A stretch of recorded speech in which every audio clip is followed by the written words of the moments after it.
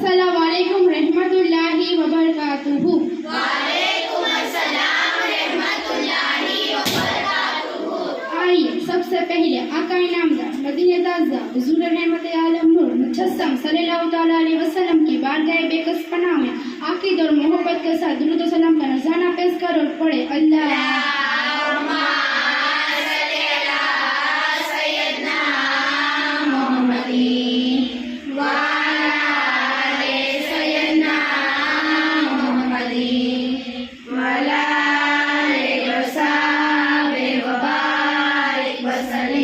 किसी शायर ने क्या खूब कहा, अंधेरे में भी अहले दिल उजाला देख लेते हैं, अंधेरे में भी अहले दिल उजाला देख लेते हैं, जब वो आंखें बंद करते हैं तो मदीना देख लेते हैं। और मेरे सरकार को कहीं भी आने जाने की जरूरत क्या, और मेरे सरकार को कहीं भी आने जाने की जरूरत क्या, मदीने में ही रहकर सारी दुनिया देख लेते हैं, मदीने में ही रहकर सारी दुनिया देख लेते हैं। एक आयत करीमा में हज़रत अब्दुल्लाह बिन अब्बास रज़ियल्लाहु अन्हु फरमाते हैं कि जब हज़रत मूसा अला नबी सलातो व सलाम को कोहे तुर पर नवाजा गया तो अल्लाह ताला से अर्ज किया, या इलाही तूने तो मुझे ऐसा नहीं मुख्तसर फरा